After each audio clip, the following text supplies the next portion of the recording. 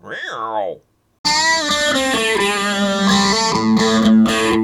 I'm back with another drunk reaction, and I'm actually drinking Tennessee Fire today. I did the taste test a little while back, and I discovered that like of the three of them, when I taste them straight, Tennessee Fire is my least favorite. I know it shocked me too, because I like the idea of Tennessee Fire, because growing up, Jack Daniels was the only drink I ever heard of. It's what all my stepfathers drank, and my mom drank and everything. And Jack Daniels, when I thought of alcohol, other than beer, there was Jack Daniels. So I want to like that shit. But man, Fireball's the best. But I guess so. I guess I'm drinking the third best right now. I don't know. Like I had a bottle over there. I was like, oh shit, I got another little bottle. So I just went in, put it in. Also, it just doesn't taste of cinnamon when you put it in with soda. And I like that cinnamon hit. So I don't know. We are back for season 3 of The Sopranos. Can't wait, man. It's actually been almost a month since I'm watching Sopranos, because I've been so busy with the setting up the Christmas marathon and everything, and I'd done a bunch of those in a row, and because I knew like I was gonna be too busy, so I did a bunch of them in a row. And as I record this, the other Sopranos have already aired, so I've already gotten a lot of the reactions, and so like that just shows how fucking long it's been. And in the intervening time, I've been ruminating about this show, because I do think this is of everything I watch, this is the show you really need to ruminate on. You need to think about it. There's a lot going on here, and it just, and like I said in the previous reaction, it feels more like reality than fiction, in that not every fucking problem is solved immediately with a gun or with killing somebody. Here's a good example of that. During the heyday of Sons of Anarchy, I looked up. I said, okay, well, like, how close is this to reality? And I looked it up, and like the Hell's Angels, I think there has only been 4 Hell's Angels in the entire fucking history of the Hell's Angels who have been charged with murder. 4. Only 4 have ever been, and this is charged, right? I think only 3 of them went away. Maybe only 2. Like, there's a couple of them that are on death row for like multiple murders and shit. That's it. Like, that's shocking. Like, if you watch Sons of Anarchy, 7 seasons of Sons of Anarchy, how many fucking people does Jax alone kill? And Chibs and I don't remember all the character names now, but like, just pick any random ones of the main characters who were there in season 1 and who survived to the end. What is their death toll? Now, obviously, the police aren't going to know about everybody you murder, right? So let's say that the police only know about 10%. So, okay, 40. There have been 40 murders by Hell's Angels. 4 of them were actually discovered by the police. That seems low to me, but that's being super generous. There were 40 murders in fucking the first 2 seasons, probably more, of Sons of Anarchy. So that shows you, right? Like, there's reality where it's maybe there'd be 1 murder every 3 seasons if you had a 7-season show. And that's just not exciting to watch, obviously. I'm not saying they're stupid. I'm just saying there is a difference between fiction and reality. And in fiction, the solution is always murder. And in reality, people got to come up, because that's a heavy fucking hit, man. It's a lot to get away with, right? Like, that's a heavy call. So, I assume there's just a lot fewer beefs, and a lot of times people just settle like beating each other up, and that's it. Maybe you'll put somebody in the hospital. Maybe you shoot somebody in the leg. You're never trying to kill anybody, unless it gets really fucking serious. So my point being, that's why I'm saying this feels more like reality. Because how many people have we actually seen Tony Soprano murder so far? 2. To my recollection, 1 per season. He murdered the snitch in the first season, towards the beginning of the first season, and then he murdered the snitch, big pussy, at the end of the second season. Interesting, though, is both for snitching, rat, I guess I should say, is what they call it. So, that's 2 murders in 2 seasons. Doesn't that feel more doesn't that feel more grounded? And obviously I like action, and so, but we got Star Wars for action. They just be butchering motherfuckers in Star Wars. We got all these other shows we watch for action. There have been a lot more people dying in the Ozarks, for instance. So we can get that elsewhere. So this just feels more grounded, right? So it's also more about family, and there's just, the stakes are more emotional than they are physical in many cases. So I guess my point is I really like the aesthetic of the show. And it's not what I was expecting. I was expecting Sons of Anarchy, to be honest with you. You know, even though it came first. I'm just saying, like, I was expecting motherfuckers to be getting whacked all the fucking time. And I'll still be calling for motherfuckers to be getting whacked all the time. Don't get me wrong. Like, I'm bloodthirsty, right? I'm going to be calling for motherfuckers to get whacked with the understanding they probably won't. So let's get to some predictions. Okay, season 3 is the Hinge season. Now, you know, we've had 26 episodes so far. They're going to have 13 this year. And then 13 in season 4, and then 21 in season 5, right? So we're not quite at the half point. Even at halfway through the season, we're not going to be at the half point. But I consider the Hinge season, like, things, it's, you know, by the end of this season, we're going to be through the first act of the show and mostly through the second act. I think the final season will be the third act, but, you know, we'll see. So I say that to say that, like, I don't think anything's going to get resolved this season. There won't be, like, the legal problems won't get resolved. I think what we're going to probably have is serious there'll be emotional stakes this season, and those emotional stakes will get resolved. So I'm predicting serious marital problems between him and Camilla, and serious estrangement between him and Meadow. Like, Meadow may have one to have nothing to do with him. Maybe she'll get involved with somebody he don't like, and he's going to be fucking hounding her ass about that all season. And then that motherfucker's going to be sent to sleep with the fishes, you know? Or otherwise encouraged to fucking get the fuck out, you know what I'm saying? So I think there could be serious emotional stakes. I don't think there will be massive physical threat, you know, like, you know, stakes or legal stakes. I think those things will be there. They will be ever present. He'll continue to have this case built against him, and we may have entire episodes devoted to that, but I don't think that will be resolved this season. Either way, right? And as with every season, I'm predicting Chrissy's going to die. And when he dies, I'm going to have a massive chair dance. I'm looking for new music. You know, because, like, chances are, like, the episode that he dies, like, you know, I'll only have a couple days to edit it and throw it out there, right? So, I'm in the course of looking for new celebration music. So, can't wait. I'm very excited about that. I think, Paulie is going to survive the series. I don't know why. Probably just because he's such a fan favorite. And I feel like, you know, the kind of fan favorite is kind of like RTD2 or Hurley and Lost. There's certain characters that are massive fan favorites, and they're presented in such a way that they're never, like, very few plots are centered around them. They never drive the action. And they're just character, they're like scenery. They're always going to be there. You know, like, because I never, for once, even though, like, motherfuckers were dying left and right and Lost, I never believed that Hurley was going to die. Ever. You know? Spoiler warning. So, let's see. I wonder if AJ will have any kind of plot that's not annoying. Like, he had one plot in season 1, and he had a secondary plot in season 2, insofar as, like, you know, Tony cussed him out and then he ate pizza with him, so that was it. He's getting older, so I think they'll be able to do more with him. I suspect, and this may be uncharitable on my part, the actor just wasn't very strong, and so they're waiting for him to grow up and get more training, get more experience, before they start utilizing him. You know, I suspect that's what's going on. Like I said, I could be completely wrong, like, talking out of my ass. But yeah, I can't think of anything, like, because, you know, this is such an interesting show, because so many of these shows you would have, like, physical stakes, right? Or legal stakes in this case. But I think that the real stakes this season are going to be emotional. So let's find out. This is the last season at any kind of normal timetable between seasons. It makes me wonder if there's going to be a time jump from season 3 to 4 and season 4 to 5. Like in show, as there was out of show. This sloppy motherfucker, man, still getting out of bed looking sloppy as fuck, going out to get his goddamn paper. Dude, get yourself together before you get your fucking paper. Have some fucking respect. Walking with no fucking socks or shoes on. Are you fucking serious? On the asphalt with your bare, nasty ass feet, man. Unbelievable. I mean, fucking mob boss. You are a kingpin. You're a kingpin. And you're walking around with your nasty fucking... man.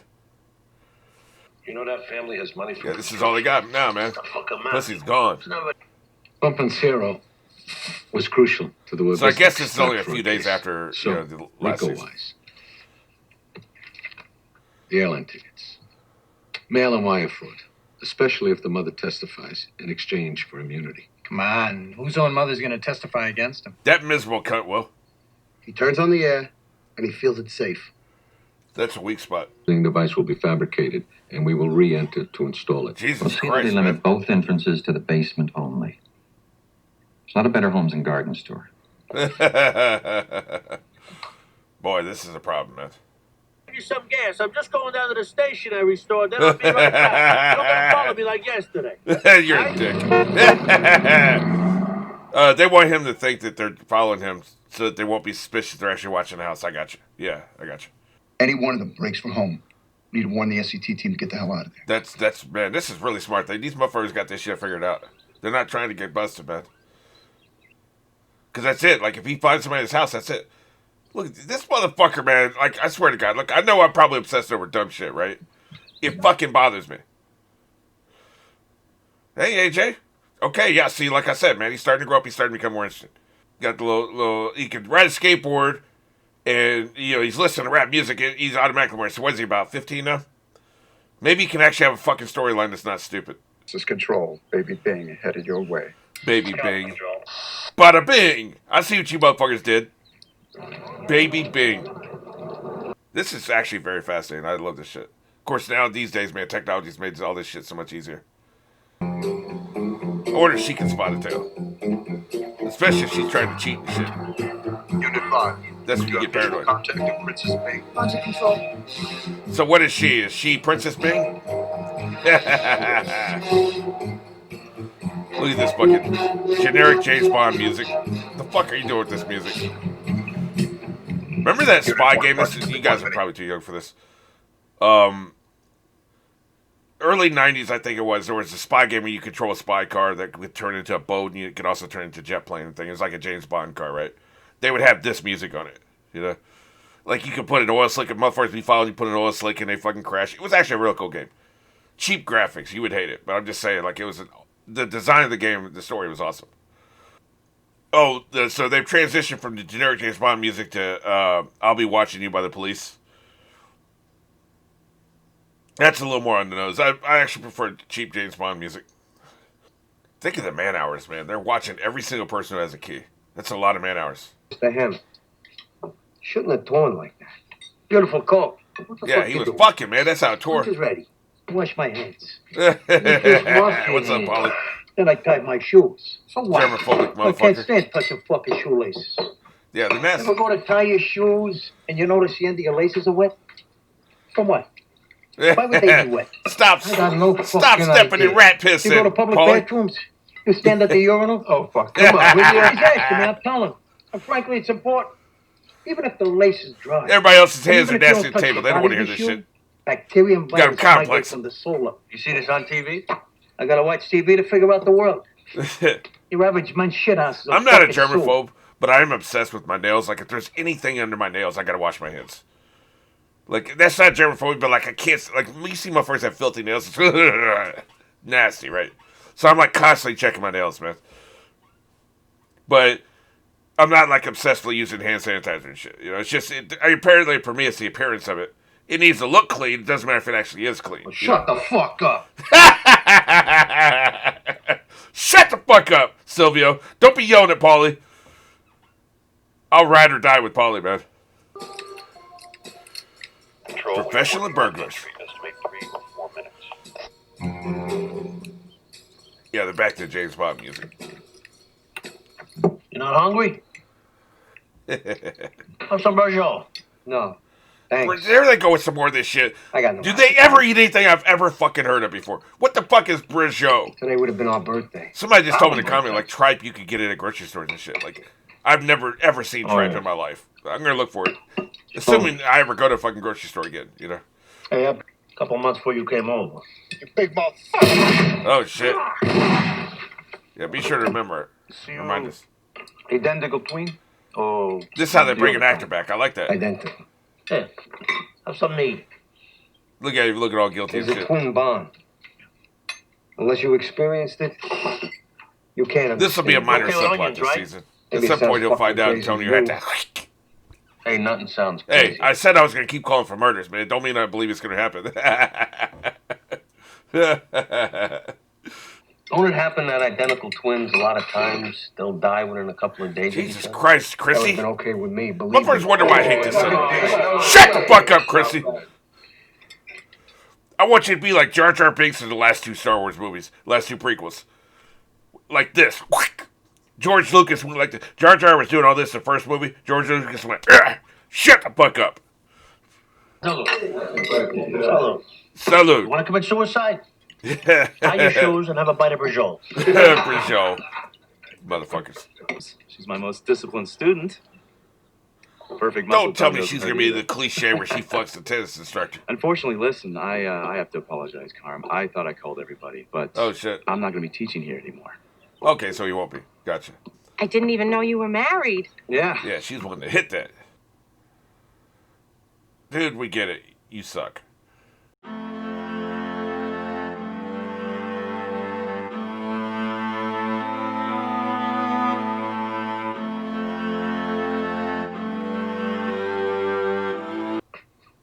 You have to turn it on, won't you? To know what the sound levels are? All right, hit it. Okay, yeah. I'm trying to do their jobs for them. I'm a producer. I think about the details. Get out of the fridge, asshole. They said no homes and gardens tour, motherfucker. On speed, just back right through that line. Run I have to that knock this ball bitch out, I'm to just the saying. goal line. You know I was sleeping, ho. Oh, make it here, you'll make I'm not drunk enough for this shit. boom, Jesus Christ. Who wrote the Star Spangled Banner? Martin Luther King. Jesus Christ, dude. He's gonna flunk out. You know, it is funny, like the citizenship questions. There's a lot of actual American citizens who can't answer those motherfuckers.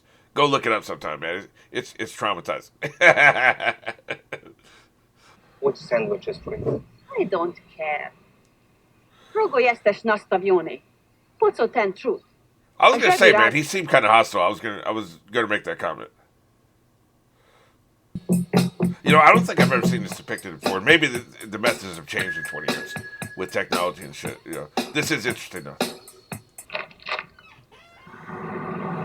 So far this episode's covered, I'd say, a couple weeks of actual showtime. You know, it's a very clever way to get back into it because basically you're following every member of the family, including the fucking housekeeper who's never had a plot before. You're following every member of the family, you know, and by the way, her husband's going to be trouble. Like, they're setting that up. I bet when we go back to this episode is set up plots for the entire season. Every one of these little storylines we get a little peek at through the eyes of the FBI, there's going to be plot lines the whole season. Like, the writers are fucking geniuses, man. It's smart shit.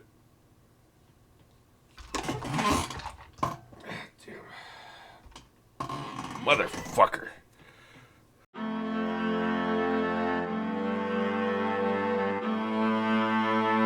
Man, oh man, I'm mad in the motherfucker. That's the first, like, major, massive spill I've ever had. Literally. Like, I can't remember another time where I've spilled, like, I spilled probably that much drink. I always keep an iron fucking grip on my drink. You know what I'm talking about? I'm not trying to spill shit. And in the grand scheme of things, we're probably talking about this much alcohol. I'm just saying, man. Like, and I told this story for it. I think it was around July. Maybe August. I can't remember because I bought a bunch of alcohol when this shit first started. Because I was like, okay, I'm not leaving the house anymore. And, of course, I was running through it. And then I had to do some shit with, like, for legal shit for my dad's estate. So I had to leave the house. And where I was going was near the liquor store. My bank is, like, literally a block away from the liquor store, which is convenient. And so I bought, like, $400 worth of alcohol. Like, literally, I bought so much fucking alcohol, they had to give me a permit to transport that alcohol from the liquor store back to my house. Like, I need a fucking liquor transport permit. Which I didn't even know existed. I didn't know that was a fucking thing. Because I always just grab like 2 bottles, right? Like, I need a fucking permit to transport all this goddamn alcohol, right? And so that was like, I guess about 4 months ago. And since then, I've ordered a few things online because now I've joined a club where they will actually mail you alcohol. But still, man, I don't got alcohol to be throwing away. Like, I could have enough to last a few more months, you know? Because I probably do like a 2/3 shot. Like, what's usually considered a shot is, for most people, is probably about 2/3 what I put in there. You know, because, like, I'm not trying to kill myself. Sometimes I'll do, like, 10 reactions a day. I'm not trying to die, right? I'm just trying to get a little buzz, right? Point being, I've always had a firm grip, man. So I'm mad at the motherfucker now. This episode better be fucking worth it. So far, it has been. It's been excellent. So, but yeah, I had to get another drink. God, fucking pissed me off, boy. I think we may have a problem about our friend, the twin. Yeah, I knew they were said that. Yeah, so? And Joey says lately he's been into the booze very heavy. He's all fucked up. That's a problem? A couple of times I had to pick him up. Patsy launches into the single malt diatribe about how people can smile in your face. Oh, a single malt diatribe, huh? Mine are always a triple malt diatribe.